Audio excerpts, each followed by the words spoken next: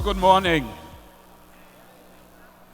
First of all, I want to congratulate Senator Salalima for this successful organization of a dialogue between all the participants of the ecosystem.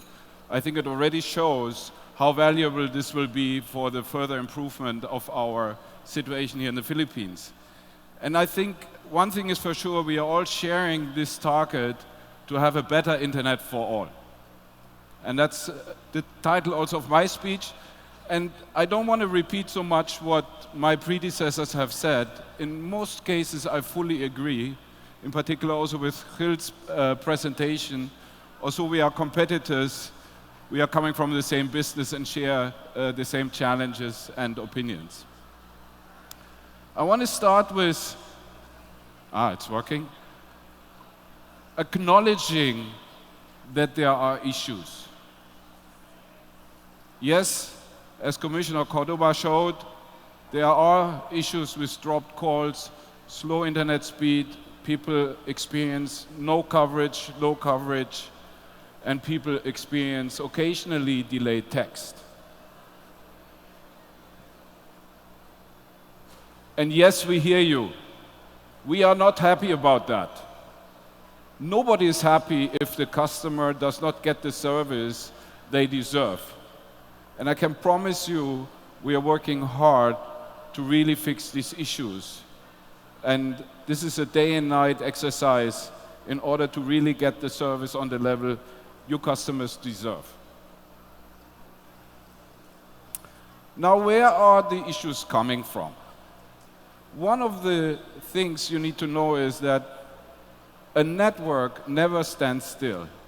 You constantly have to upgrade, modernize, and optimize because of the growing demands of customers, because of the changes in the environment, new buildings coming up, because of the equipment just wearing out, typhoons and other calamities having a negative impact on the lifetime of equipment, outages which happen, and I will explain the outages in a minute. And then there are also challenges to our network rollout, which we just heard in Gil's speech, about us not really being able to do all the things actually we would like to do.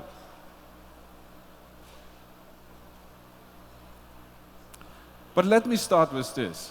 It may be known to all of you, but it cannot be overemphasized. You can only have a good quality network if you have a good coverage. A mediocre coverage or low coverage can never have a good quality. So if we don't have a good coverage, there will not be a good quality. So in order to get a good coverage, you need cell sites, and we heard Gil speaking about the number of cell sites, and you also need to look to what frequencies you use. And not all frequencies are equal. The low bands, 700 megahertz, 850, 900, these are the frequencies which care for good coverage. They also can penetrate walls better than high frequencies. So we need a good deal of frequencies in the low bands in order to make sure our signal goes far and goes indoor. And then the high frequencies are there to provide capacity and speed, like 1800, 2100, and all the other bands up to 3500. Only these things together make a good network. Now let me quickly comment on the number of sites, because we compared to Indonesia having 85,000 sites. But you should know that Indonesia is 16 times bigger than the Philippines, has 2.5 times more people, and double the number of operators. So when we compare these things, we need to be trying to create a same basis. And one thing you should know, 70% of the cost of an operator are driven by the sheer number of sites. So if we triple or quadruple the number of sites, it will increase the cross pressure and will have an impact on the ability to have low prices.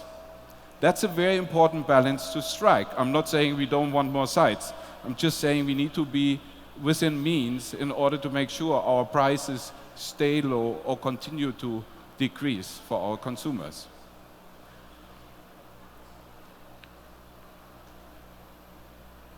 So here's the example of how you can visualize these different frequencies. You have the low band here, 700, reaching further and indoor, and you have a high band reaching shorter, but in that range you have a higher capacity.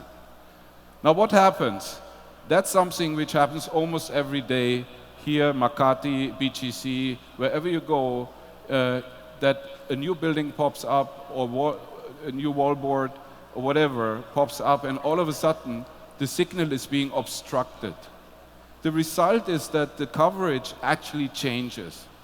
The new skyway at the airport has created a big challenge for mobile operators because of the many obstructions being created, and we are all working on making sure that the quality stays good. Now, what we will have to do is actually put another site in order to make sure the coverage comes back. And in particular, looking to this high building, we will need an in-building solution, and we have heard already, the key challenge for us is really to get the permission and the access to the sites and to the buildings in order to ensure we have a good coverage, and we continue to have a good coverage when these changes occur in the infrastructure. So far to coverage. Coverage is every day's task. Every day something changes, and we have to go out and do something in order to maintain and improve the coverage of our networks. And then we have outages. Now, there are many reasons for outages. This is a sudden loss of signal, for example, you experience, or you cannot send an SMS or no voice, right? Fiber.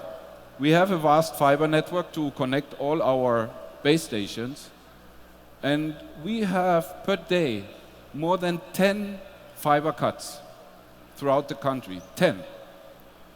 Now, not all of these cuts lead to outages because we build our network very resilient, but still it's a lot of work where people from our operations have to go out and repair. Then there are equipment outages. While we work with the best vendors of the world, still their equipment is also not always perfect and failing, meaning we have to go there, fix it. One pain is power outage, in particular in connection with typhoons, where sometimes, for example, in North Luzon, the power is out because of collapse of the power network, and it takes weeks to get the power back. No power, no network, although we have actually plenty of generators and batteries out there, but this has only a limited lifetime. And then there are things like cable theft, or accidents, or man-made problems, which also happen to our network, and which have an impact on quality. I can only say we try to build our network as resilient as possible, and we invest every year, this year about 5 billion, in order to keep it up to the level of quality and increase resilience in order to have a good network quality for our customers. And we have teams of engineers in the field 24/7, around the clock, 365 days, whether it's Easter, whether it's Christmas, whether it's New Year's Eve, they are there. It's many hundreds of people, our own teams and the teams of our vendors working together to ensure our network is available. Now, we have heard about coverage. There are some outages sometimes, but you also need to know that depending on the technology, your experience will be very different. When we look to an Akamai report, or we look to whatever speed test reports you may have, OpenSignal, they take an average of the different devices you're using and the different technologies you're using. But it's very important that we have a progress in technologies, and 2G is from 1999, and it has been introduced in the Philippines, but actually it was created in 1990. So it's a 27 years old technology. Good for voice, good for SMS. Yeah, data works, but I wouldn't recommend it. It's a tenth of a megabit, so this is not good for internet. 3G is the currently predominantly used technology here in the Philippines. It's good for internet, it's good for voice and SMS, but it is already a technology which has been introduced 12 years ago, but in fact, in the industry, it's already 16 years. So the most up-to-date technology and the one to go for going forward is actually LTE. LTE provides the highest speed by far, and for operators, we can also produce much more data in the same spectrum. It's the highest spectral efficiency. So we can use spectrum in a much better way than before, and you can get really the fast internet. So if you want really fast internet, you have to go LTE. And LTE has a number of variants, like also 3G had, LTE Advanced, and so on. So there are more technologies coming and upgrades coming. But if you have an LTE phone and you have an LTE subscription, you will have the best internet you can think of. But if you don't have it, don't expect with 2G to get a good internet speed. It's simply not possible from a technical perspective. Important to know. There's another viewpoint which I want to emphasize here, very often totally underestimated. A good experience is a combination of a good network, that's our #1 responsibility, but also a good device. And not all devices are made equal. In fact, in our statistics, and we will not disclose names here, you can find differences in drop rates between different types of devices of a factor of 10, 20. So one device creating a 1% drop rate, another device a drop rate of 15% or 20%. The same is true with internet speed. There are devices which are called internet devices, but at the end of the day do not produce the same internet speed. In particular important is, this is on fixed, if we look to Wi-Fi routers. So let's say you have a cable at home with 50 megabit per second. Then you put the cheap Wi-Fi router behind, which can only do 10 megabit on the Wi-Fi interface. The 50 megabit of the fiber is in vain. So the combination of a good network and a good device only guarantees a good experience. So it's important to explain to the consumer that they have to check their device as well when they want to have a good service.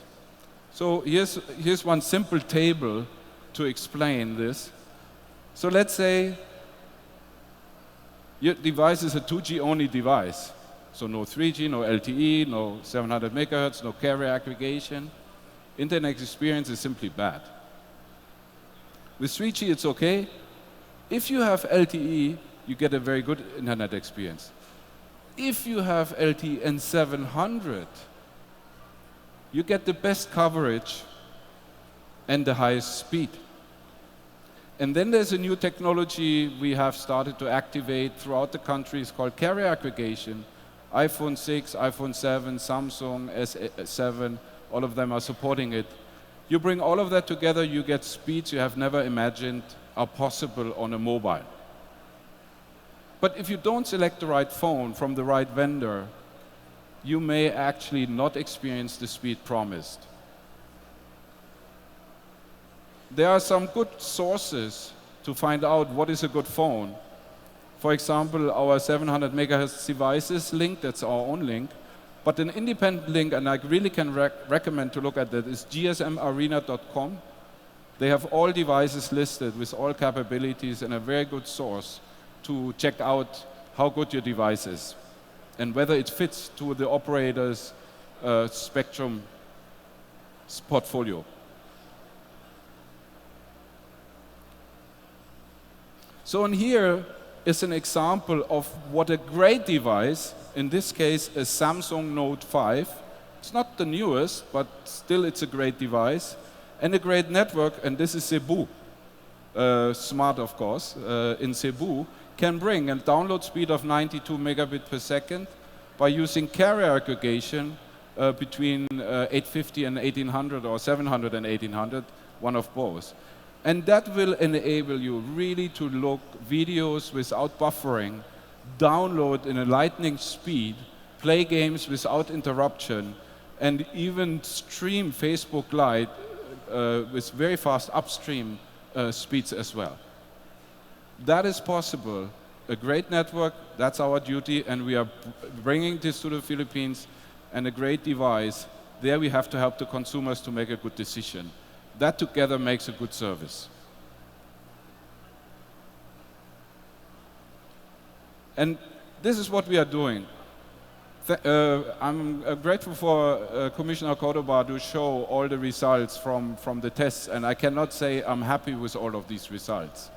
Not because of the measurements being done, but because of the results not being there where we need them to be. We are currently in a big network transformation at Smart and PLDT. It encompasses our fixed and our mobile network, but our focus is on mobile. At the moment, the focus is Metro Manila. We have done already Davao. We are almost finished in Cebu. In Metro Manila, we are like 70%. And we are touching 2,500 cell sites.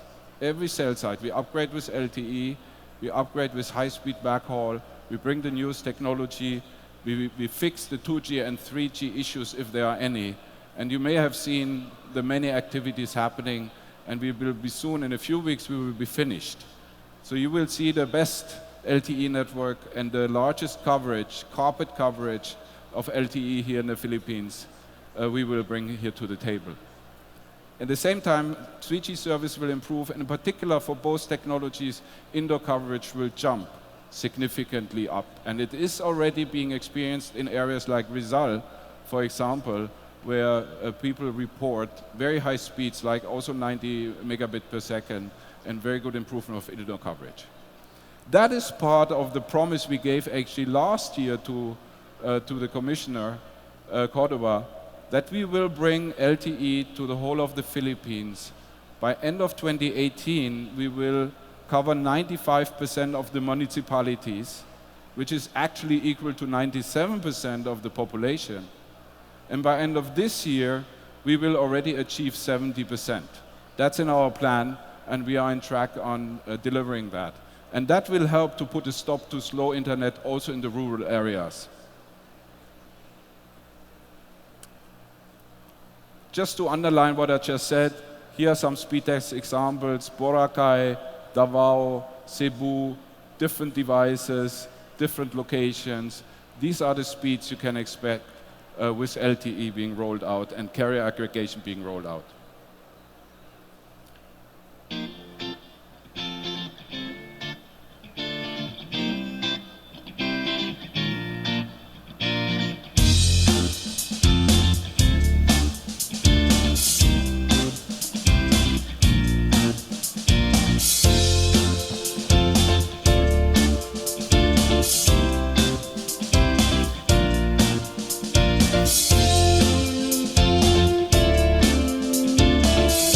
Been working already online. I'm a PWD, so it's very convenient for me. Noon, kailangan ko umuwi talaga ng bahay para mag-connect sa internet.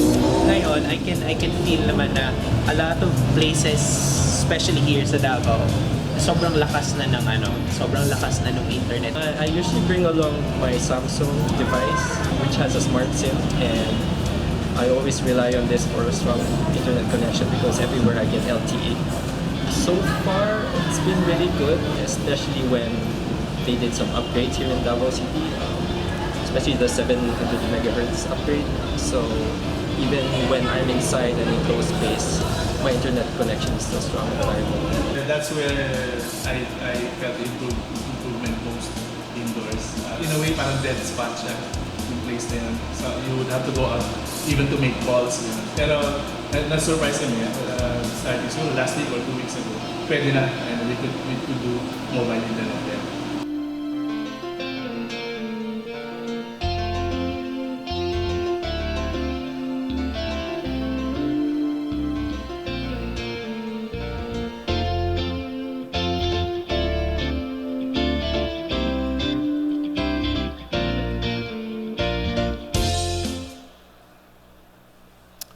So far to mobile.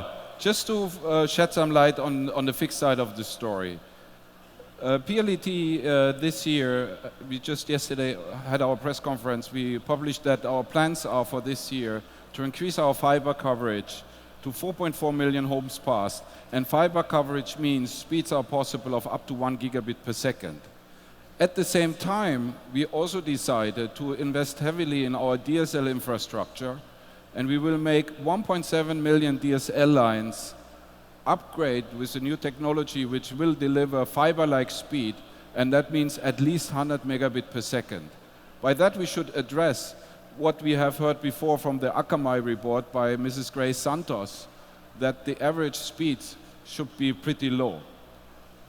With this technology change, which will happen during this year, and actually by the end of 2020 we will have 6 million homes passed with fiber. This will address the reach, but it will also address the potential of slow internet. But just one word of caution, fixed is a speed-tiered product, while mobile is a volume-tiered product. So customers who subscribe to 2 megabit per second, of course, cannot achieve 10, right? But we will continue to improve our services and our offers to encourage people to go higher speeds. And I will show you that in a minute. At the same point in time, it is of utmost importance that the backbone is continuously upgraded. We currently have more than 140,000 kilometer fiber in our backbone, and we just invested last year an upgrade of 1.5 terabit per second, which is 1,500 gigabit per second, in order to cope with the massive increase of data usage in the Philippines. In addition, we have 4 cable landing stations reaching everywhere in the world in order to really make the connectivity a good experience. And here again, I have to say, it's very important when we compare countries to countries. In the Philippines, 95% of the content being sourced comes actually from outside of the Philippines. That may cause higher loading times compared to other countries where more content comes from local. In order to fight that, PLDT has invested heavily in local caching, meaning we can cache stuff which is in the US here in the Philippines, and already more than 60% of the content can be cached here so customers have a much better experience. We also do a Wi-Fi rollout. We equip 20 airports with a carrier-grade Wi-Fi, and I can only encourage you to use it. You will see what Wi-Fi speeds are possible. Actually try it here. I think it's a very good experience with the speed test. We have 4 seaports, numerous bus terminals, and also just recently opened LRT1 with a smart-powered carrier-grade Wi-Fi. That's part of making the internet really fast and a stop-too-slow experience. We saw that picture already, and I think I'm very happy that we arrive now on the perception and reality that the prices here in the Philippines are already very low, maybe even too low, to sustain the further investment into our networks. And here I have one request, because there are so many comparisons done in statistics.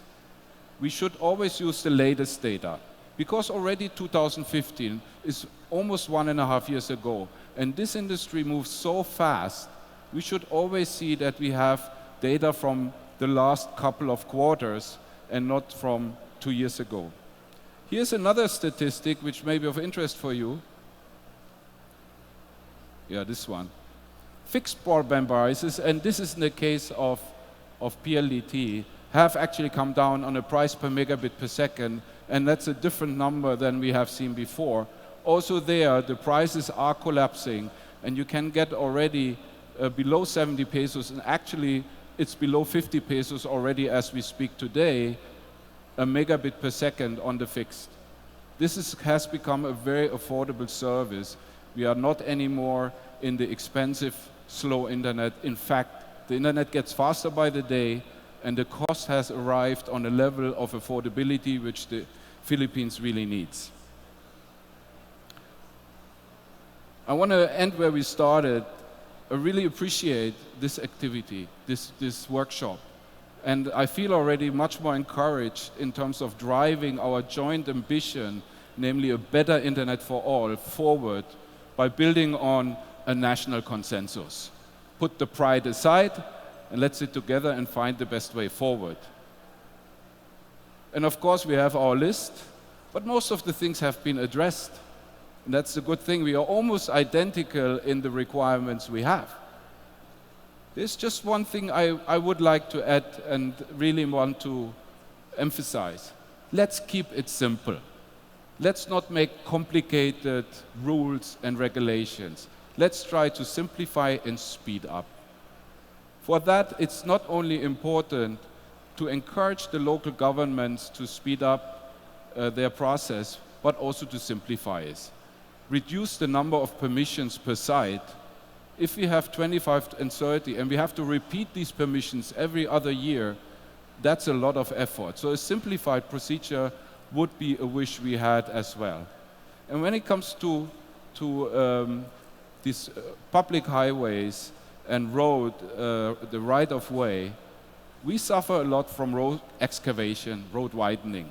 Many of the fiber cuts we have actually go back to that. Here, a more heads up, we're actually prepared. If somebody tells us we will dig a hole here, early enough we send somebody there, put our fiber away, let them dig the hole and we put it later back, if we just know. So a better collaboration here will help to keep a better quality of service here in the Philippines.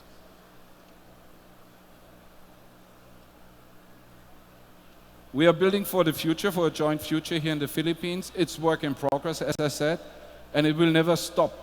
As we continue to work on the rollout of 4G, we are already preparing for the next generation, namely that's 5G. This we will build together, and 5G, PLDT and Smart have committed to do all investments we're doing now. We are comparing to what we need for 5G. And we want to be ready in 2020. And now you will say, yeah, what do you talk about 5G now? But if in the Mobile World Congress just happened in Barcelona, 5G was the topic of the day. And not only in terms of speed, no. There was a lot of talk about applications. IoT, connected car, connected government, Industry 4.0. So there's a lot of opportunities which we can bring when we go via 5G. But first we have to do the homework of today. And if we simplify our rules, and we appreciate the help of the DICT to help us, we will get there in no time. Thank you very much for your attention.